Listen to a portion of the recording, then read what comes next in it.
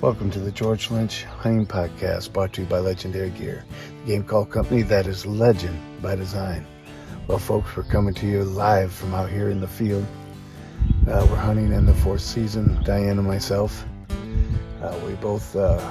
We've been busy with the business traveling. We were in Yorkton, Saskatchewan doing a show. We got home for about one day. Had to get calls together and drove 10 and a half hours to Dallas for the big DU show down there, which was a great show. We did very well. Met some new friends and saw some old ones. We got back here and we just got our tags late last night for a fourth season. I've been doing a lot of scouting. This spot is a spot that it's remote. I've been watching it for a good 3 or 4 weeks. They've been congregating in here. It's hard to get here. We had a long walk to get in here this morning. We set up the day before. But like I said, it's tough in that fourth season. Reason being that these gobblers have been pretty hot. They've been going with each other. They've had their own groups. I'm pretty much that the hen has picked a gobbler that she's wanted to be with. And I was told by Chuck Carpenter, is a good friend of mine, who's with DU. He's actually with not DU, but WTF.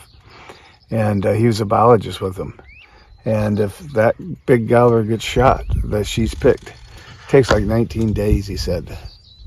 19 days to pick up with another one, or she decides. So pretty tough. Or if their eggs get ate up by the possums or coons or skunks. But this morning, like I said early, they were gobbling. It's not gobbling hot like they were a couple weeks ago, but they were still gobbling. They were in here, and we had a couple good ones. We parked way back, but we had a couple good ones, big ones from over on the west. We had one that was on the east. We got one that's out in the southeast. We pretty early we saw, I call him Walter. I'm pretty sure he's one I've been after for quite a while. And he's always been seclusive. He's always not been one to come in. He'll stand out. I've seen him with hens, but only 1 or 2 hens, and nothing real super close. He's a kind of a loner, and he's got a real gray head, but all his neck is super gray. Very big turkey. He's got to be pushing that 30 pounds. But he is the biggest wimp. I think he's just gotten older. And one thing that I found with these big gobblers and scouting around here, and it's a good idea for you guys who are setting up, jake decoys is not a bad idea to use a jake decoy. But scouting around, and a lot what I've noticed, we have a good number of jakes this year. And especially in this part over on the hill in this field, I've scouted this and watched the one, and I'm pretty sure it was Walter. I watched him, and there was 4 jakes, 2 2-year-olds, and those jakes kept running him out of the field and pushing him around. And the 2 2-year-olds had the hens pinned up. So Walter, there's no doubt he was the biggest and oldest, but he was kept at a bay by the jakes. And so it's something to think about when you're setting up, especially in this fourth season, because I've noticed that the hens have been bred. There's a few that are still with hens, but those hens are going to be nesting a lot more. And what you got to be careful, using the one jake. If you have a submissive tom like we got over here with Walter, they're very tough to get to come in. And then you guys who put out a couple jakes, it's definitely tough in the later in the year, because he just doesn't want to get his tail whipped. And I've noticed that before hunting with Philip Vanderpool. Philip and I, a few years ago, he was filming me doing a hunt with a bow. I should have had the shotgun. But we had a huge gobbler, and there was something wrong with him. He was wounded. He couldn't get the full strut, but dude, he was humongous. And and it was really cool because he finally came down, and there was open timber to the left of him where he was coming through, and he would be gobbling in that open timber with that yodel and that thunderous voice, but echoing. It was just amazing.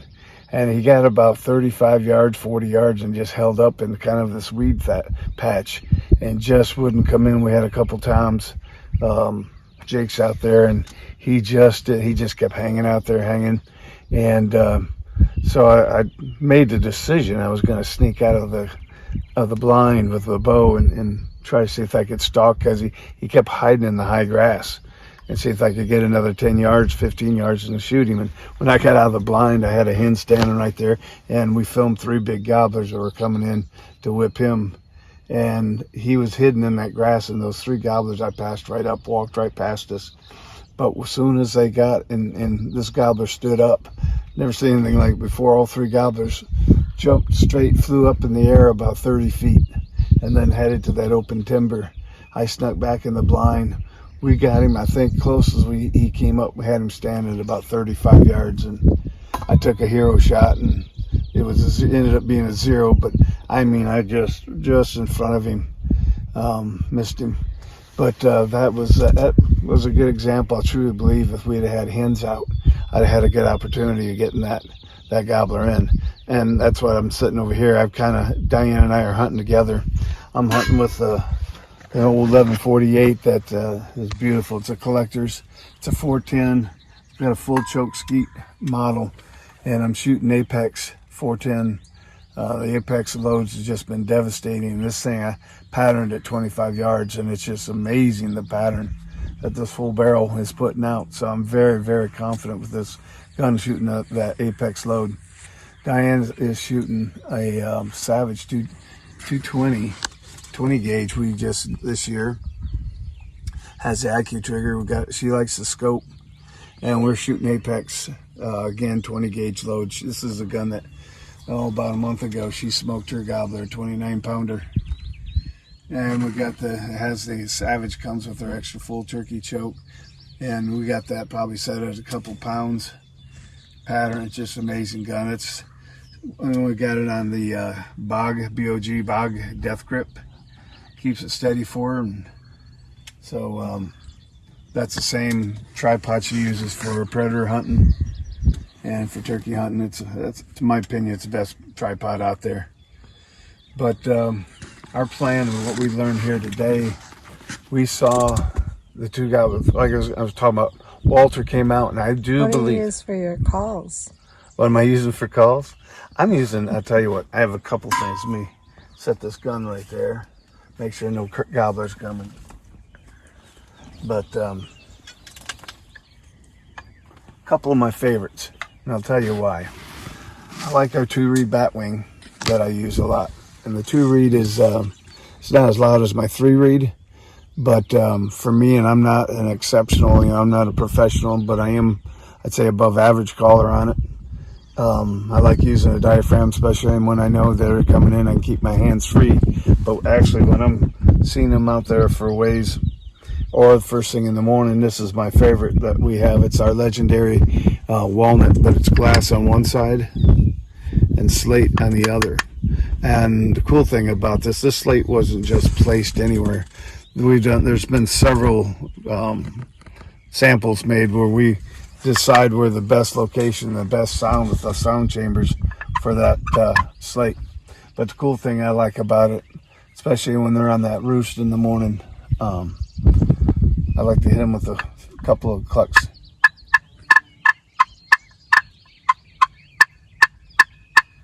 And you hear how that gives that nice, sweet, soft cluck. This is our laminated striker. This is my favorite. I like it because it has the hardness of it. And I like the way I take a little sandpaper. We use a 150 grit.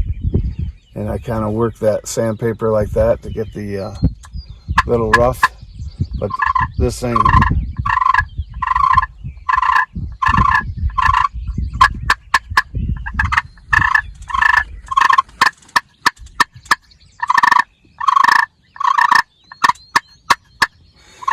and that's what Walter, when he came out, we saw him and we knew he was a big gobbler.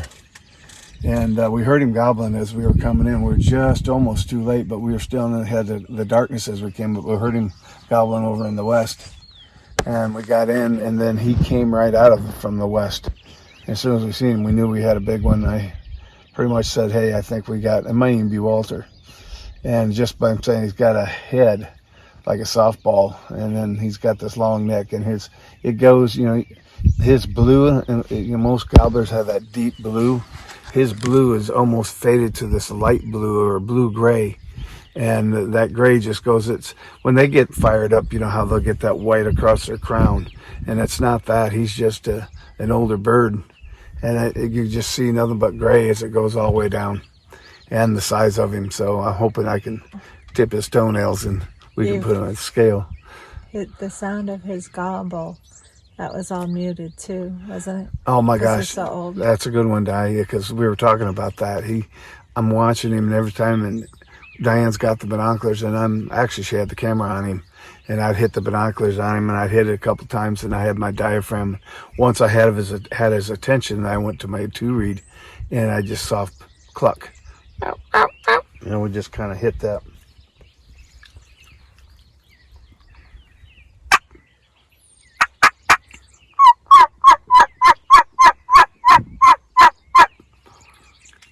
And I'd do that, and you could see him gobble, and his gobble was just rasp.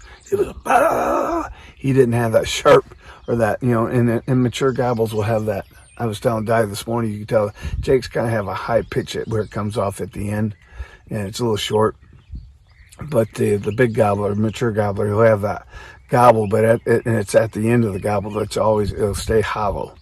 And this guy, and when they get super old, that at the end, instead of being hollow, has a rasp to it. And it's almost like he was hoarse. His gobble wasn't, the only way you could tell he was gobbling because he was reaching his head out and popping back and forth. But we had him gobbling, and first thing in the morning, he was working to us. And I thought, oh my gosh, we're going to get Walter. And they'll get it on film. And we worked him good. I mean, he gobbled every time, and we worked the finesse. Once I had this, I'd run this, and I'd run the purrs from the slate back to this. And he was working his way to it. So he got within 80 yards, and he was strutting. Then he'd break strut and start coming. And when he started coming, I would sit there and wait. And when he'd stop and strut, I'd just purr, then start giving some soft yelps again. He'd break out of strut, and here it looked so good. Then out of the fence line, here come a big size gobbler. I'm going to take he was probably a younger gobbler because he had a huge hen with him.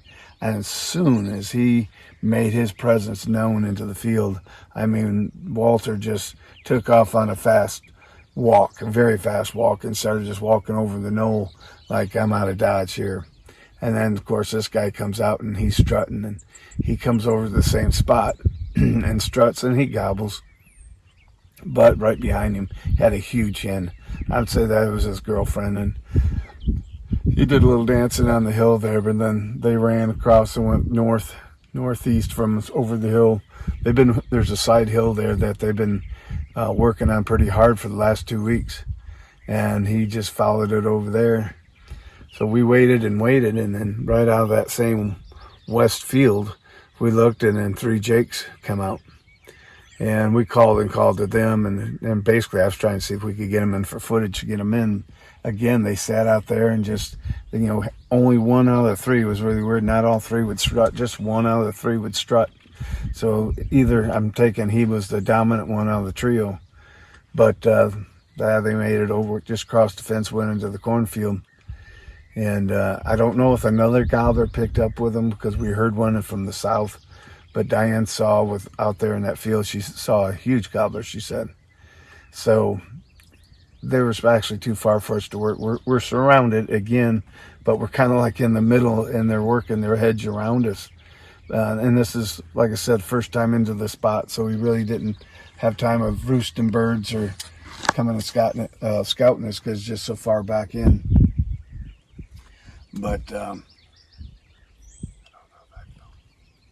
But later on, and probably about after an hour, here come Walter back over the hill. And I thought, well, we might have a second chance. Now he doesn't have the other gobbler. He sat for 15 minutes on that hill back and forth, again, strutting, and I got a good look at him. And I'm pretty sure it's the old gobbler that's been there. And again, he'd have the raspy gobble, but he just sat out there and then ended up just totally walked right back. And went back into there's a creek line down in there. We got a kind of a warm day and sunny. So I don't think they're going to stay out in the field too much. If we had a little rain, and Diane's talking, it's supposed to be raining a little bit in the afternoon. That's really the best time in these fields. when they get that light rain, they hate being in the woods. Of one thing, it messes up their senses, and everything around them they can't tell and can't hear as well. And they'll take on light rainy days and come out in the fields, and they can definitely, where their hearing is lost, they can gain in their eyesight by looking for predators, and especially something like this. Even a coyote or even a bobcat would be hard to sneak up on, because it's just, though it's been tilled up, and they're working this pretty hard just because there's bugs, all kinds of stuff that they're eating. Probably worms are coming up here after the rain. But we had one gobbling, and that was a good one. He was gobbling to the south of us. And what I did, it was my turn to shoot a gobbler. And I really definitely want to kill him with the 1148, the 410. But after seeing Walter and gaining, I think I got his pattern. I told my wife that she could hook up, and if we get this bird in, she can smoke it. Just the kind of guy I am, I have Walter on my mind, and if I shoot Walter, he's going up on the wall. He's a big bird, but here's the deal. If we've done this before, and you get this late season, I feel better if I had taken the Jake decoy away and actually put more hens out. The hens are getting scarce. They're getting down to the number of the ones being bred. So these gobblers out there who are the breeders, they're thinning down and looking for the new hens, and really could care less about the Jake. Yeah, there's only 3 more days of the season, right? Yep. After today. Yep. Thanks a lot for reminding me that. But we've been busy. But I got a feeling that what our plan is once we get done here, I'm going to move and get the pickup, and we're going to move our blind. And that's another thing. When I used to hunt before we tried to film our hunts, I was a run and gun. And run and gun, a lot of times I didn't use a decoy. And that way they're not spotted, but they're going by sight. And they'll actually move tighter because they're looking for that hen that they can't see. But run and gun is I can usually move, and if you hear him, I'll move 100 yards, call on him again. You never push it too hard. Just try to get another location on him. If he's moved to the east, then we'll try to move. And then once we feel that I'm within 100 yards or so, I will sit and wait and just keep calling. And a lot of times when a gobbler shuts up, that's when he's moving, he's coming in. So it's tough when you're filming because we put a pop-up blind and we're trying What about your pop-up blind? It's What are you using? I got a muddy pop-up blind that has the 360, has the view out, the windows where you can view out, which is really cool for turkey hunting. Very cool. Because we can see, it's very comfortable. Even in the rain, when Diane shot her turkey, it was raining pretty good. And, we still stayed dry. But the cool thing about these windows is that we could look, almost 360 around. And if anything's moving around, you can worry about it. It might be tough for deer hunting, because I do a lot of deer hunting out of these blinds. But I utilize the blinds and closing them up of using the blind as a vacuum and holding my scent in. So this could be, with these open, your scent's going to blow right through. But for turkey hunting, this is Tits McGee. I'm telling you, this is the thing to have. And your camo? And my camo? Well, I've had Lyme's disease and ticks. We're in southern Iowa, folks, and it's just ticks they're crowded all over. It's just like our southern border. They're all over. And so we have spray on the skin. I use Promethean on my caps and stuff like this. But this is the new Sitka has the scent shield, has a scent guard in it. It's a double. There's a protection that keeps them from coming. Actually, it keeps them from coming in. Then also has Promethean worked within the fabric, which everybody knows Promethean repels the ticks, gnats, and pretty much everything else. And I love this outfit. And you basically can see I got the mask. I can put my mask. I got the hood I can put down. I can call. And we got the gloves. It's got a deal where it's you can put it down into your boots. I try to keep everything covered in there, but I crawled this morning trying to see if I could look over the hill. And if without this suit, I can guarantee it I'd be coming back and Diane would have been pulling ticks off me. But it's spot her to gobble. So anyway, we're going to get back, and that's one of the things we talk about. I've had guys, we did a podcast on with Sitka and on this, the ticks and the repelling and these outfit, and then also the new, I'll show you my new vest from Sitka, but.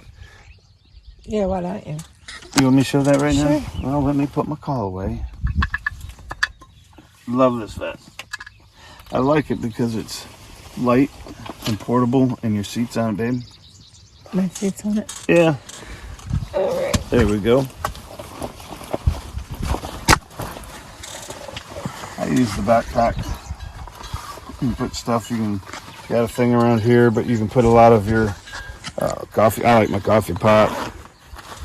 Again, it's just got so much room for everything that you want to put in here. Nice and lightweight. Yeah, Apex. And nice and lightweight, but here's a cool feature right here. It's kind of one vest fits all. Usually, It even says what it is. yeah, so what you got small, medium, large, extra large, and double extra large. But I just need the extra room. Not that I'm that big. But I like the double extra, but you can adjust it to customize to your size. And that's what I like. And one of the things, and I've had some great vests, don't get me wrong, but they tend to be a little bulky. You got your pads in here. You keep your stuff, but your little padded seat is right here. And the cool thing is I can zip it up like this. When I don't want to use it, you just pull the drawstrings. It's nice and quiet, too. Absolutely. I have it down because... There's no Velcro. No zippers. No. They've done their homework. Oh, I guess there is a zipper. Yeah. It's a quiet feature. I even sprayed my vest here with Promethean. I mean, everything on it. But you look, I got a thing for the pot calls. Got a thing right here for my striker. I put my, you can put your diaphragms in here. You can put your pot call in there, your friction call. You load it right up. You got a little hook. Just like that. Nice and quiet. That's the thing about it, I like guys. the way that they put most people are right-handed, so they put the box call. Yeah, the box call there. We got another little right there for whatever. Very cool. Yeah, very cool. You strap your turkey on. They got a way when you get it, you wrap it around, you hook this to the feet, and the turkey hangs back. And when you're walking, you got this. Safety always first, but it's light, it's portable, and you can put your hydration bag back there. Absolutely, that's a good point on that. You can put a hydration. I've never used a backpack with a hydration. I guess I'm from the old school yet, which I think would be kind of cool to have one in there. Maybe a little Jack Daniels or whatever. I don't know what day. But I love that. I love the vest. But I'm gonna get talking again about this late season. In the early season, you get spoiled, like with Diney. She shot her gobble. We did our homework. We set up, got her that morning, started lightly misting rain. He was the only one that was working. He's the only one that was working. And we slightly called at him. We worked on him. But we didn't call hard at because he answered back. And we answered back. And once the call, and that's another thing. When you hit a gobbler and you hear him first, and then the second time you hear him, you hear it closer. If you call again and don't hear anything, don't have, some guys will freak out and say, oh man, he went the other way. Heck no. That's when I'll stop calling. And what he's doing when gobblers are not gobbling back, once you know he's in your direction, that means he's moving. And there's a good chance that he's on his way, and that's what this gobbler, he was a big one. He made it silent into the field, and the closer as he got, we had the decoys. And still one gobbler, he didn't run right in. He made his circle to check it out, and then to come in. And Di shot him at 30 yards and tipped his toenails and rest in peace and sent him to the glory land, holy land. But he was 29 pounds. But what I'm trying to talk about right now in this season, I mean, that hunt was over quick. A lot of times in the early season, your hunt will be over quick, especially when they hadn't picked up the hens and they're more receptive of coming right in and hitting that decoy. Well, this time of year, it's the fourth season, and you gotta more being in the pathway. You know, if you're gonna try to hit it in the morning, you gotta be where the hens or where they want to move out and where they're gonna meet up with the hens. And like I said, this is the first time in this field. Watching what I've watched today, I definitely know where I'm going to be, and probably will increase our chances of like 70% tomorrow, even though it's still hunting. But I've got their pattern down, and we will move. But on a point like this, if we had the time, especially sitting up in these blinds, you know, it's better just to sit till noon, because about 10 o'clock, what happens, these hens and the hens I've been breeding with, they'll take off and they'll go to nest. And all these ridges, all these fence lines, and all this around here with the woods, especially these little, we have ridges, gullies in here. They're going to go in there and these fence rows, and they're going to go in there and they're going to nest. And about 10:30, they head back. Well, that leaves those gobblers receptive again, looking for another hen. And pretty much know that he lost his hens. They're going to go nest. They're going to come back later on when they hear a new hen. So, you know, the midday and the 10:30, 2 o'clock is a good time to actually, in this type of season, to come out, run and gun a little bit. But if you're going to come out, you know, try to get back out here and call, because that gobbler's going to be a lot more receptive during that midday when the hens are nesting. So I'm going to do a quick scenario. Like I said, between the glass, I showed you the slate, but we're going to show you the glass, and with the diaphragm, we'll work in a gobbler.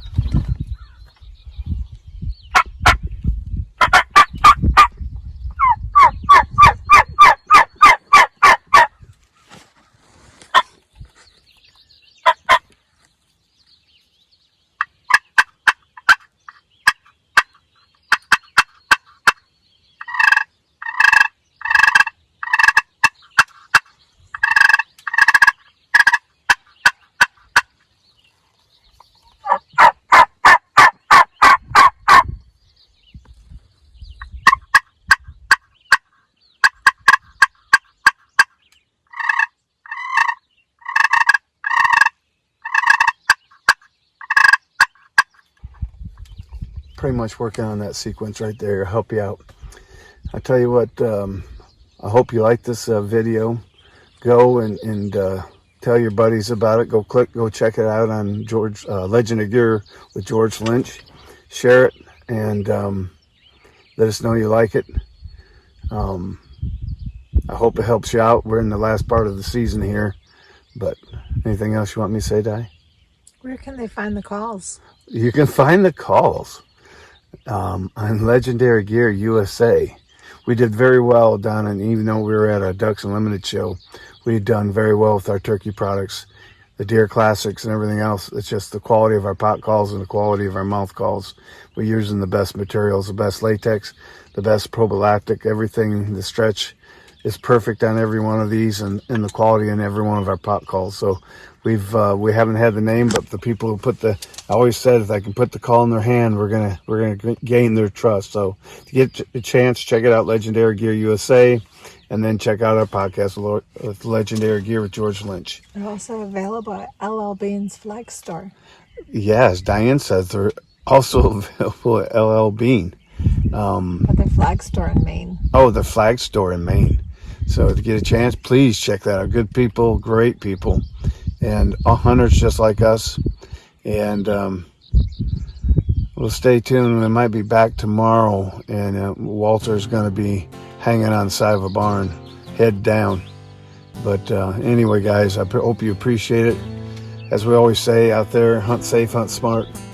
May the good Lord be your guide. Well, I'll be out there, rain or shining, all a part of the great design. Bring it on, I can never get enough, because that's what legends are made of.